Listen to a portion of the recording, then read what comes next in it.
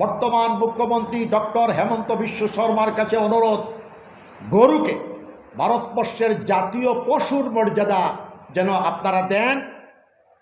গরু যেন জবাই না হয়, জাতীয় পশু সম্পদ এর মর্যাদা দেওয়ার জন্য আমি অনুরোধ করছি।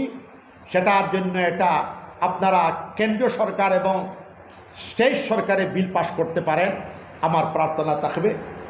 পশু হত্যার পক্ষে আমি না। কুরবানি দেওয়া লাগে, আমি সেটা বলছি না, নিষেধ করছি না। বিল পাস হলে আমি পরামর্শ দিছি, কুরবানি দেওয়া লাগে, ছাগল দিন, দুম্বা দিন, আরও বিভিন্ন মহিষ দিতে পারেন, কিন্তু গরু মদনী সাহেবও বলেছেন জাতীয় সম্পদ ঘোষণা করুন। আমিও মদনী সাহেবের সুরে সুর মিলাইয়া এবং নিজস্ব শান্তি মিশনের প্ল্যাটফর্ম থেকে বলছি, ভারতবর্ষের জাতীয় পশু হিসাবে মর্যাদা দিয়া আপনারা বিল পাস করুন দিল্লিতে, সেন্ট্রালে, লোকসভায় এবং বিধানসভায়।